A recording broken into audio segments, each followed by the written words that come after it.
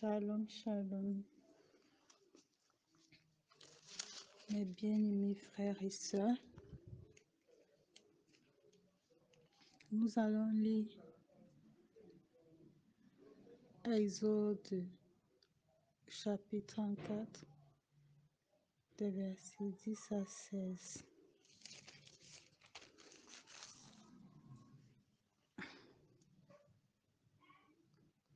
Je lis dans le nom puissant du Seigneur Jésus.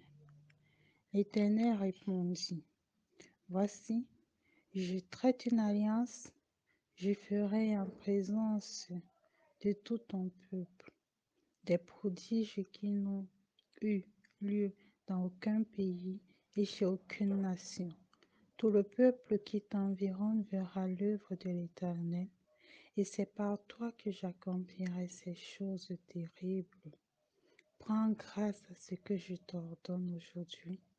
Voici, je chasserai devant toi les Amoréens, les Cananéens,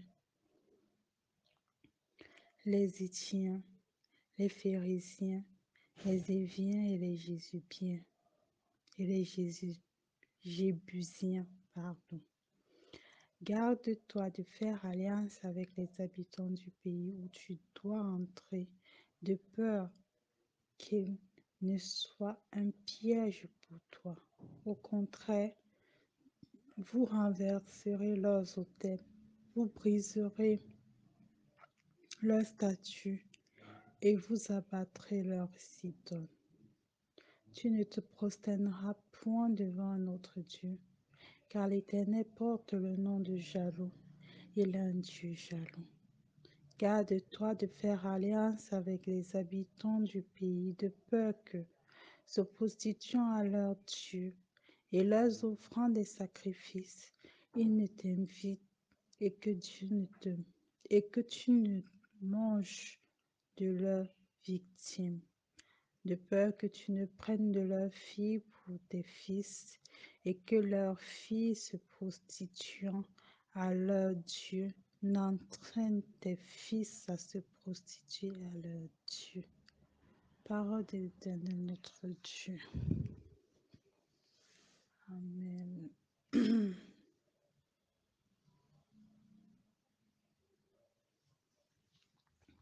Alors,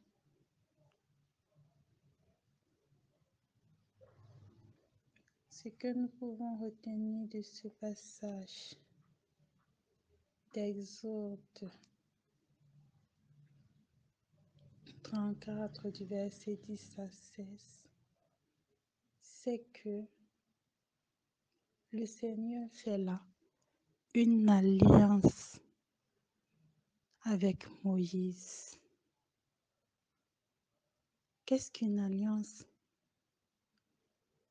Une alliance, c'est un accord entre deux parties.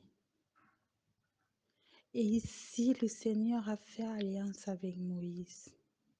Dans cette alliance, le Seigneur lui promet de faire des choses extraordinaires pour le peuple qui l'entoure à travers lui et qu'en échange, ce dernier devrait lui rester fidèle.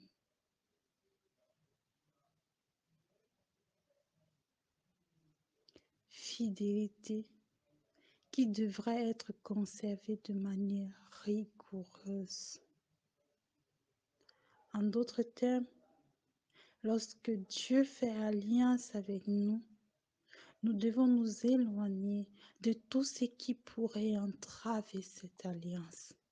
Nous devons faire attention à ce que nous faisons, à ce que nous fréquentons, de peur que le Seigneur ne se détourne de nous, ou alors que sa colère ne nous frappe. Avoir une alliance avec le Seigneur, c'est une grâce. Avoir une alliance avec le Seigneur, c'est pas donné. Alors, si nous avons une alliance avec le Seigneur, soyons jaloux de cette alliance. Chérissons cette alliance et ne laissons rien rien ni personne entraver cette alliance que nous avons avec le Seigneur. C'est si important.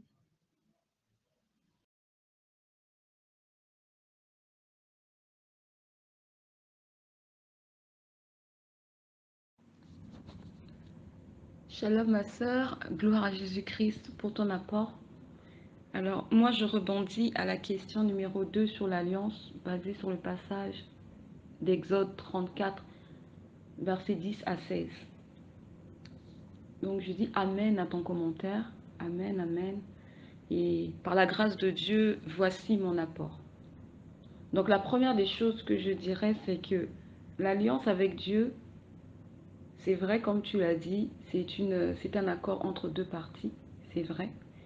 Maintenant, moi, j'ajouterais ceci, par la grâce du Seigneur Jésus-Christ, que l'alliance avec Dieu est une alliance éternelle.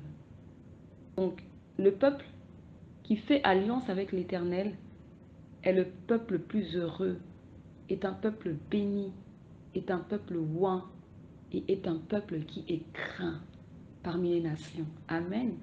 C'est pourquoi il est écrit dans Psaume 33, 12, heureuse la nation dont l'Éternel est le Dieu, heureux le peuple qui choisit pour son héritage. Amen. Je vais lire un autre passage dans Josué 23, 9. L'Éternel a chassé devant vous des nations grandes et puissantes, et personne jusqu'à ce jour n'a pu vous résister. Gloire à Jésus-Christ. Cela montre que faire alliance avec l'Éternel fait de nous un peuple fort, car nous faisons partie du camp des vainqueurs. Jésus a vaincu Satan à la croix de Golgotha. Et Jésus-Christ a vaincu la mort, car il est ressuscité le troisième jour et vit éternellement. Et le psaume 60, verset 12, nous dit ceci, avec Dieu, nous ferons des exploits, il écrasera nos ennemis. Alléluia. Ce qui veut dire que, je prends un exemple, dans le monde ici, quand une personne fait alliance avec une personne, on s'attend à ce que cette alliance ait une date d'expiration. Je vais prendre le cas d'un contrat. Quand on signe un contrat, il y a une date de début, il y a une date de fin.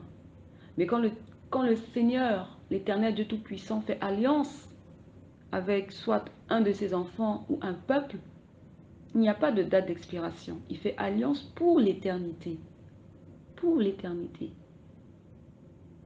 Mais maintenant, c'est à nous, nous qui sommes les créatures de Dieu, nous qui sommes enfants de Dieu, de pouvoir respecter cette alliance en pouvant, en demeurant dans l'obéissance des commandements de Dieu. Amen. Tout comme Dieu, qui est l'auteur du mariage, a créé le mariage non pas pour que les gens se marient au début et arriver à mi-chemin, décider de divorcer. Non. Comme Jésus avait dit, au commencement, il n'en était pas ainsi. Dieu est l'auteur du mariage, il a institué le mariage afin que les deux personnes, c'est-à-dire l'homme et la femme, puissent se marier jusqu'à ce que Dieu décide de reprendre leur souffle de vie.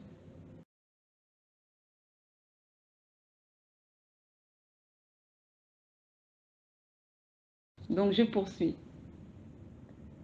Lorsque nous faisons alliance avec l'Éternel, l'Éternel promet de prendre soin de son peuple. L'Éternel promet de faire des prodiges et des miracles auprès de son peuple.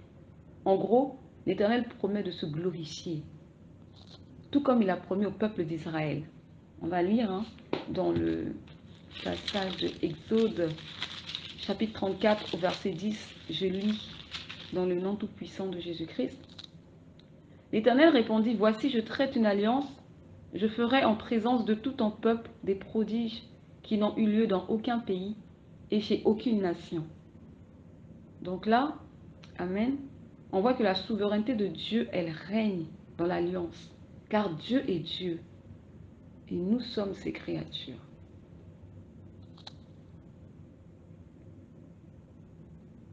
je vais terminer mon premier point en donnant un autre exemple sur l'alliance. On va prendre le cas d'Abraham. Amen. Donc, on va aller lire dans Genèse, chapitre 17, versets 5 à 12. Je lis dans le nom tout-puissant de Jésus-Christ. On ne t'appellera plus Abraham, mais ton nom sera Abraham, car je te rends père d'une multitude de nations. Je te rendrai fécond à l'infini. Voilà les promesses de Dieu. Donc, Dieu, il fait alliance avec Abraham. La première des choses, il change le nom d'Abraham. Ce n'est plus Abraham, mais c'est Abraham. Ensuite, il promet à Abraham qu'il le rendra fécond à l'infini. L'infini. Donc, ça veut dire que Dieu ne connaît pas, en tout cas, à l'infini. Je ferai de toi des nations et des rois sortiront de toi. Amen.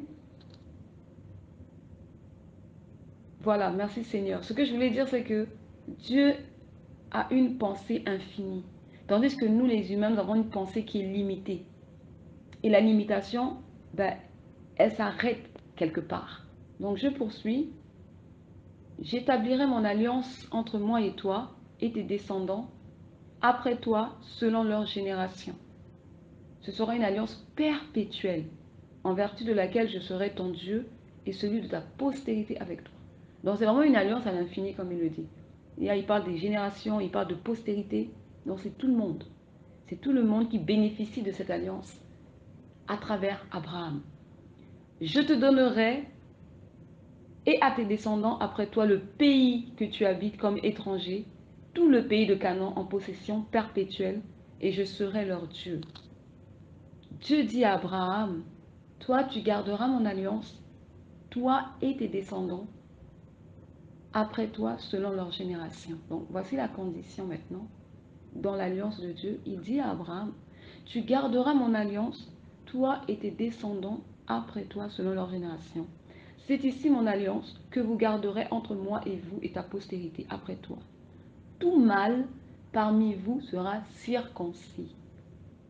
Vous vous circoncirez et ce sera un signe d'alliance entre moi et vous. Donc le signe qui marque l'alliance entre Abraham et Dieu, c'est la circoncision.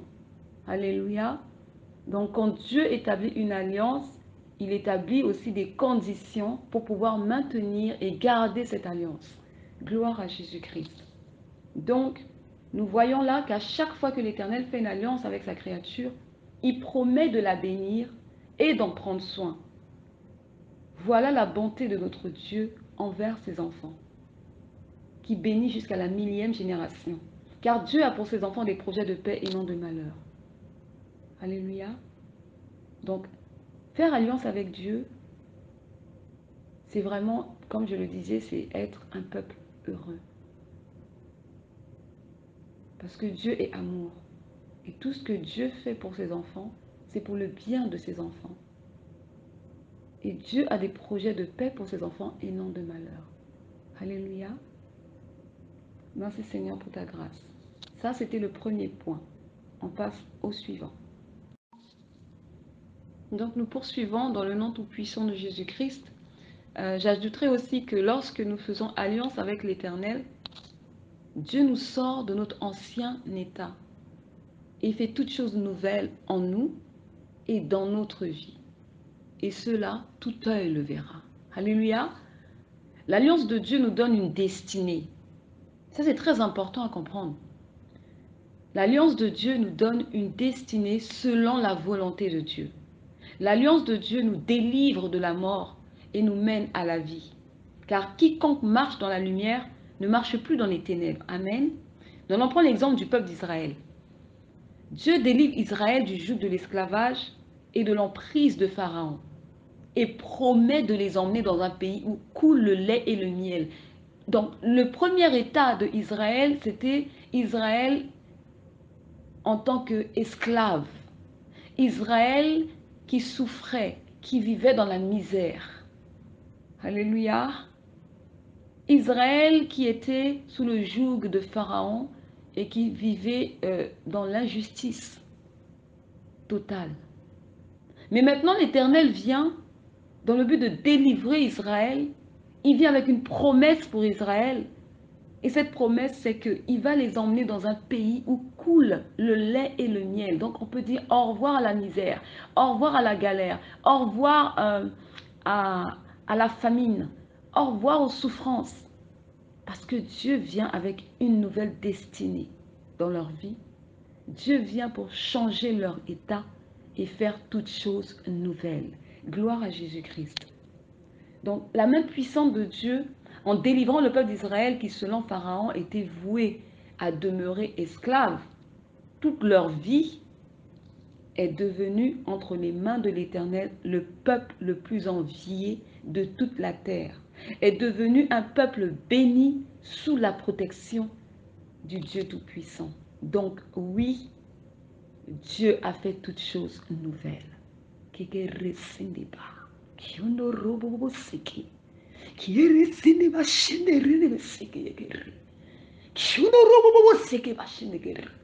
Alléluia. Par contre, une personne qui fait alliance avec le diable en signant un pacte satanique dans lequel il sacrifie toute sa famille pour s'enrichir, cette personne signe son arrêt de mort. Car Satan ne peut donner ni la vie, ni la joie, ni le bonheur. Mais seul Jésus, qui est le chemin, la vérité et la vie, pourra délivrer cette âme perdue et égarée d'une mort certaine. C'est pourquoi, et j'insiste, c'est pourquoi nous les enfants de Dieu devons faire extrêmement attention avec qui nous signons des contrats. On ne peut pas travailler dans n'importe quelle entreprise. Même pour notre emploi, nous devons consulter l'Éternel. Parce que quand nous entrons dans une entreprise, quand nous signons des documents, cela veut dire que nous embarquons le Saint-Esprit au fait avec nous. Mais ce n'est pas à nous d'embarquer le Saint-Esprit, c'est au Saint-Esprit de nous diriger. Parce que lui nous dirigera dans toute la vérité. Alléluia. Je poursuis. Nous devons faire extrêmement attention aussi avec toutes les personnes avec qui nous nous lions d'amitié. Amen. Je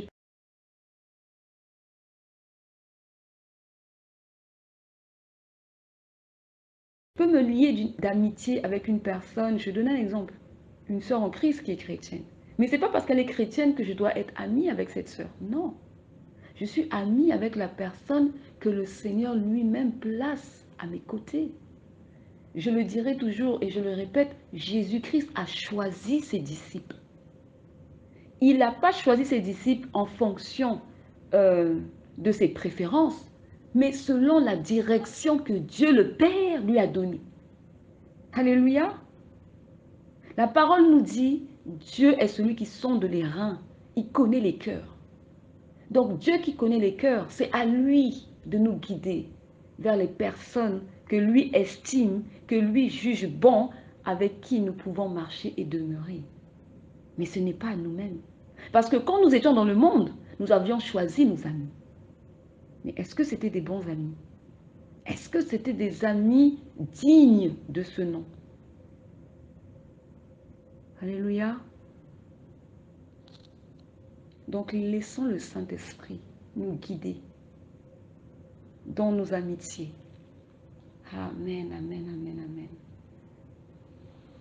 Nous devons aussi faire extrêmement attention avec qui nous nous associons dans les affaires. Donc, nous avons des bien-aimés dans la foi en Jésus-Christ qui ont des entreprises, qui sont entrepreneurs.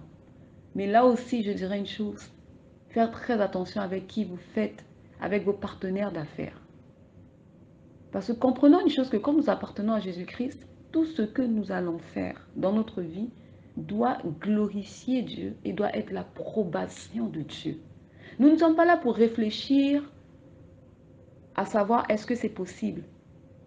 Parce que le Seigneur dit dans sa parole que mon juste vivra par la foi.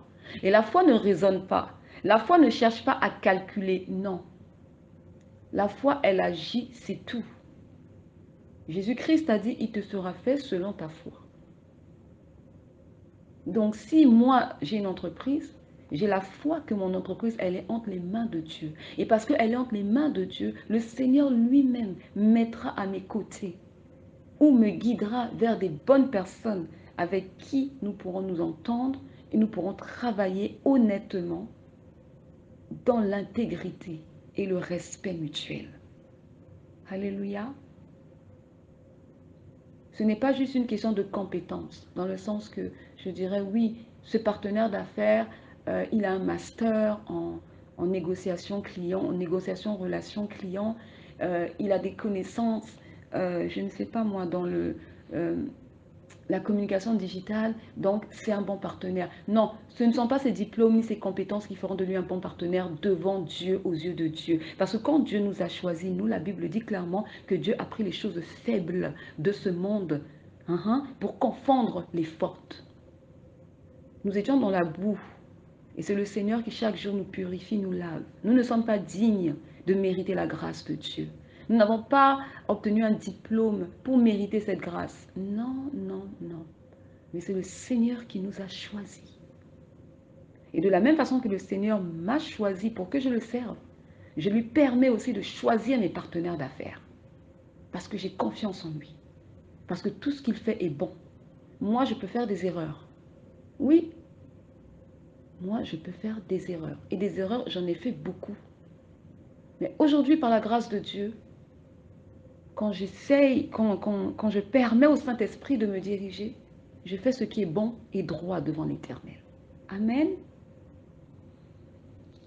Merci Seigneur pour ta grâce. Donc, les deux exemples que j'ai cités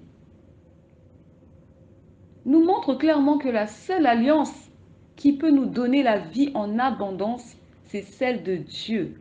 Et en dehors de Dieu, nous devons consulter le Saint-Esprit pour savoir si oui ou non l'alliance dans laquelle nous voulons entrer est approuvée de Dieu ou pas. Amen. L'obéissance vaut mieux que le sacrifice, mes bien-aimés. Dernier point, avant de finir, on va dire peut-être l'avant-dernier point. Pour terminer, je dirais que l'alliance a des conditions et des devoirs à respecter. Quand le Seigneur établit une alliance, dans cette alliance, Dieu établit des conditions. On va lire dans Exode 34, verset 12. Verset 12 à 13.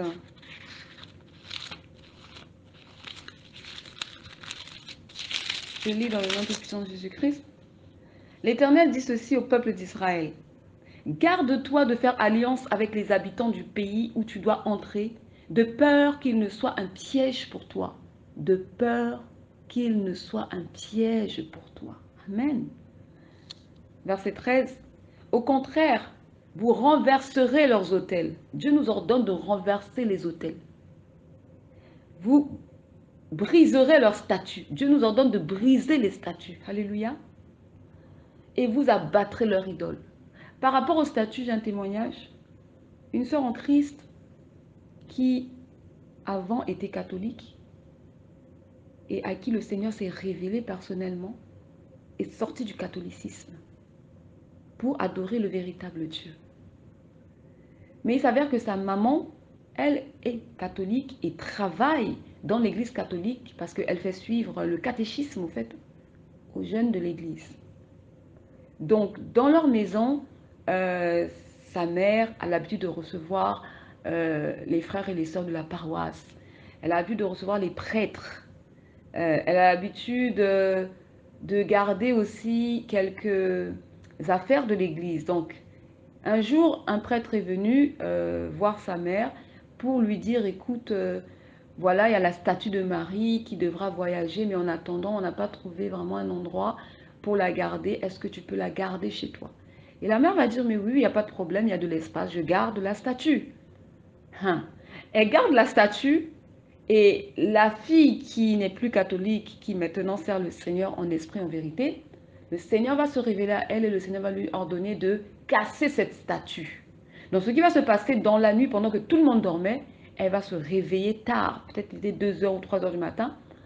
Elle se réveille et elle va directement, elle casse la statue. Et quand je vous parle de la statue, ce n'est pas une petite statue, non. C'est une statue qui est élevée, une grande statue. Elle casse la statue Et quand elle va témoigner, elle dira que quand elle cassait cette statue, elle avait vraiment l'impression de combattre un démon. Amen.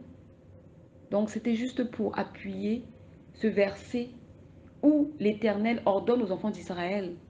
Dans le verset 13, il dit, vous briserez leur statut. Gloire à Jésus-Christ. Et vous abattrez leur idole. Verset 14, tu ne te prosterneras point devant un autre Dieu, car l'Éternel porte le nom de jaloux, il est un Dieu jaloux. Donc là, jusque-là, on voit très bien que ce sont les conditions que Dieu est en train d'établir dans son alliance avec les enfants d'Israël, avec Moïse. Verset 15, garde-toi de faire alliance avec les habitants du pays, de peur que se prostituant avec leurs victimes. Verset 16, de peur que tu ne prennes de leurs filles. Haha. Dieu est contre les mariages avec les filles étrangères. Fille étrangère ici veut tout simplement dire une fille qui ne sert pas le Dieu véritable, l'éternel Dieu Tout-Puissant. Ne vous mettez pas sous le joug étranger. Donc, de peur que tu ne prennes de leurs filles pour tes fils et que leurs filles se prostituant à leur Dieu n'entraînent les fils à se prostituer à leur Dieu. Donc, voilà, il explique clairement. En fait, si un enfant de Dieu se lève pour aller épouser, je ne sais pas, une musulmane, une bouddhiste, il n'est pas dans la volonté de Dieu et devant Dieu, ce mariage est nul. Parce que cette fille ne connaît pas le Dieu d'Israël. Parce que cette fille ne sert pas le Dieu d'Israël. Et en faisant ce mariage, nous brisons l'alliance avec le Seigneur. Nous ne sommes plus en harmonie avec l'Éternel. Alléluia. C'est pourquoi il est écrit ici, de peur que tu ne prennes leurs filles pour tes fils et que leurs filles se prostituent à leur Dieu, n'entraînent leurs fils à se prostituer à leur Dieu. Amen.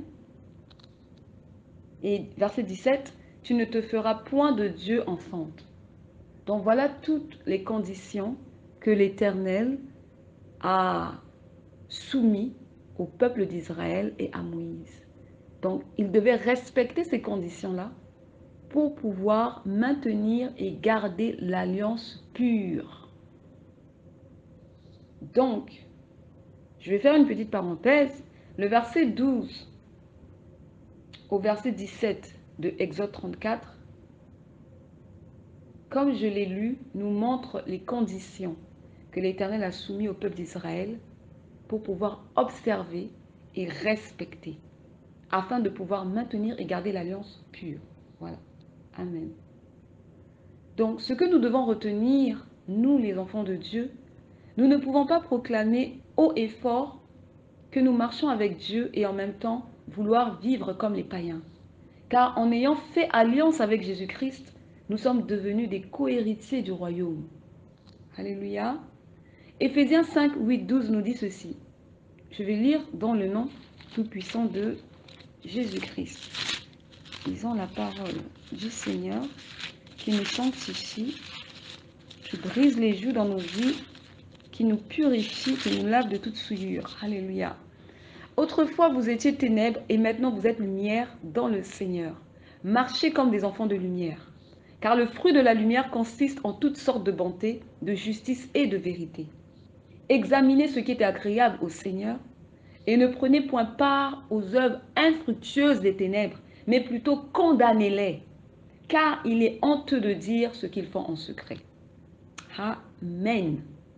Donc, nous, en tant qu'enfants de Dieu, nous devons observer ses préceptes et commandements et nous devons être obéissants à la parole du Seigneur et faire sa volonté. Donc, par rapport à ça, je vais rebondir sur le verset Éphésiens, au verset 11. Et je fais un parallèle avec le verset Exode 34, 12 à 17. Pour dire que de la même manière que l'Éternel a interdit à Israël de faire alliance avec des habitants du pays, de peur qu'il ne soit un piège pour eux, parce que ces habitants du pays-là ne servaient pas l'Éternel Dieu Tout-Puissant, nous aussi, en tant qu'Israël qui a été racheté par le sang versé à la croix de Jésus-Christ, il nous a été formellement interdit par l'apôtre Paul, poussé par le Saint-Esprit, de prendre part aux œuvres infructueuses des ténèbres, mais plutôt de les condamner. Alléluia. En somme, nous ne devons pas vivre en conformité selon le monde, mais nous devons vivre selon les commandements de Dieu et le renouvellement de l'intelligence par le Saint-Esprit. Car en cas de désobéissance, c'est la malédiction qui va nous frapper. Et par la suite, nous mourrons dans nos péchés. Car le salaire du péché, c'est la mort. Et l'obéissance, c'est la vie. Alléluia.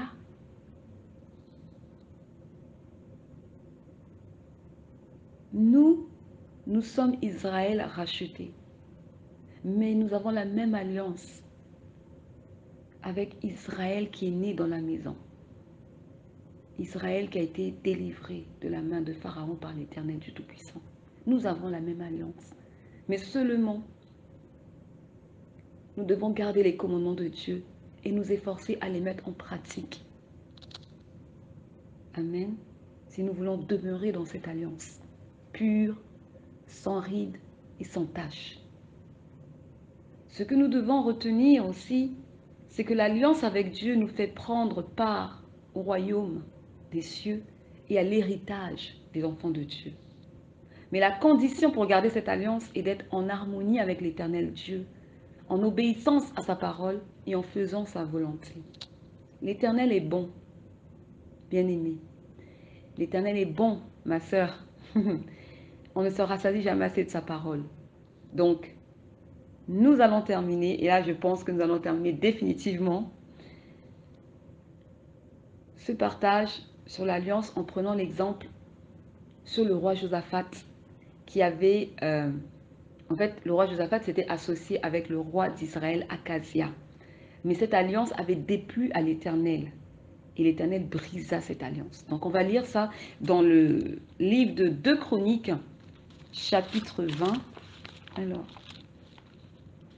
2 Chroniques, chapitre 20, à partir du verset 35 à 37. Je lis dans le nom tout-puissant de Jésus-Christ.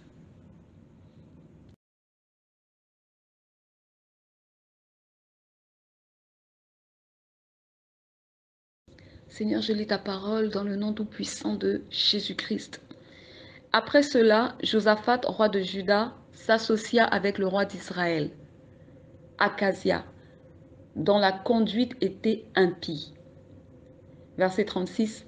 Il s'associa avec lui pour construire des navires destinés à aller à Tarsis. Et ils firent les navires à Etzjon-Geber. Verset 37. Alors, Eliezer, fils de Dodava, de Marécha, prophétisa contre Josaphat et dit, « Parce que tu t'es associé avec Akazia, l'Éternel détruit ton œuvre. » Et les navires furent brisés et ne purent aller à Tarsis. Amen. Voilà comment l'Éternel a réduit à zéro l'alliance entre le roi Josaphat et le roi Akazia. Et voilà comment l'Éternel a détruit l'œuvre qu'ils avaient fait ensemble. Alléluia.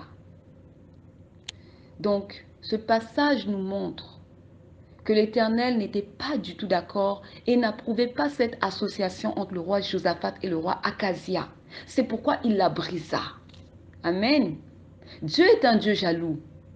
Dieu est un père protecteur qui ne permet pas que ses enfants s'associent sans que lui n'ait donné son approbation. Quand nous l'aurons compris, cela nous évitera bien des maux. Amen. Alors nous allons voir qui est le roi Akazia. Le verset 9 nous dit que le roi Akazia avait la conduite d'un impie. Donc, le roi Akazia n'est pas une personne fiable, vu que c'était un impie. Amen. Et il est recommandé aux enfants de Dieu de s'éloigner des mauvaises compagnies, car elles corrompent les bonnes mœurs.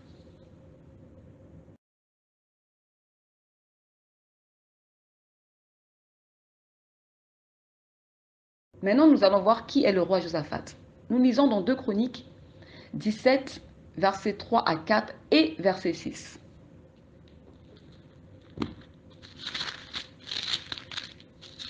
Seigneur, je lis ta parole dans le nom tout-puissant de Jésus-Christ. L'Éternel fut avec Josaphat parce qu'il marcha dans les premières voies de David, son père, et qu'il ne rechercha pas les Baals. Il eut recours au Dieu de son père et suivit ses recommandations sans imiter ce que Israël faisait. Son cœur grandit dans les voies de l'Éternel et il fit encore disparaître de Juda les hauts lieux et les idoles. Amen.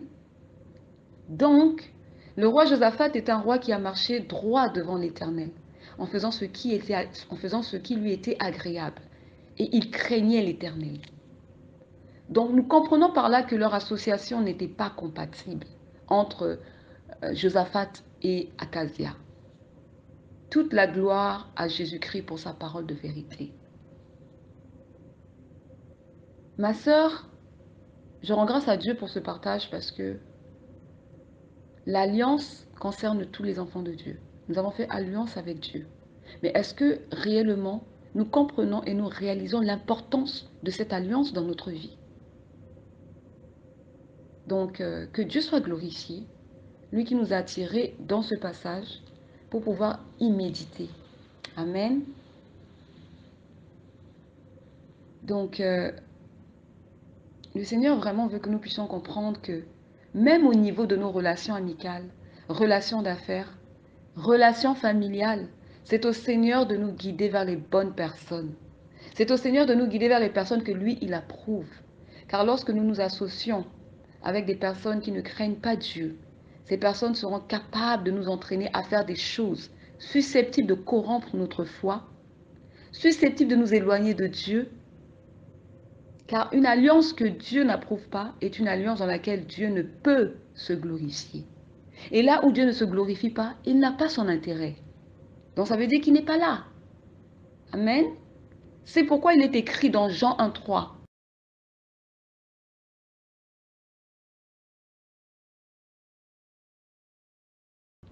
Toutes choses ont été faites par elle, et rien de ce qui a été fait n'a été fait sans elle. Amen. Ce qui veut dire que tout ce qui se fait dans notre vie en dehors de la parole de Dieu ne vient pas de Dieu, mais cela vient de nous-mêmes. Et quand cela vient de nous-mêmes, c'est la chair, ce n'est pas l'Esprit de Dieu. Tandis que nous ne vivons plus pour nous-mêmes, mais nous vivons pour Christ. Et si Christ vit en moi, je dois me laisser guider par son Esprit Saint, afin de faire sa volonté et non la mienne. Car la volonté de Dieu me garde dans ses voies, et sa volonté est ce qu'il y a de bon pour ma vie. Alléluia. Donc, voilà ma sœur, mon ajout par rapport à ton partage et notre étude sur la question concernant l'alliance. Je rends grâce au Saint-Esprit qui nous a conduits et qui nous a éclairés à travers sa parole de vérité. Et je prie dans le nom tout-puissant de Jésus-Christ. Éternel, nous prions afin que le Saint-Esprit continue de nous édifier en profondeur et de nous apporter la compréhension sur notre alliance avec Jésus-Christ. Nous prions afin que la parole qui a été libérée ce soir dans nos cœurs produise l'effet désiré dans nos vies dans le nom tout-puissant de Jésus-Christ. Que cette parole grandisse en nous. Que cette parole, Seigneur, puisse être enracinée en nous et qu'elle puisse prendre vie en chacune de nous dans le nom tout-puissant de Jésus-Christ. Père, nous prions afin que tu gardes nos cœurs et que tu nous gardes désireuses de continuer, à grandir dans la connaissance de ta parole et de ta personne. Nous prions afin que tu bénisses ta parole et que ta grâce nous accompagne à la mettre en pratique dans le nom tout-puissant de Jésus-Christ. Merci Seigneur pour le merveilleux moment passé dans ta présence. Gloire soit rendue à l'Éternel pour tout ce que tu fais, pour tout ce que tu as eu à faire durant ce culte. Et merci Seigneur de nous avoir assistés. Amen.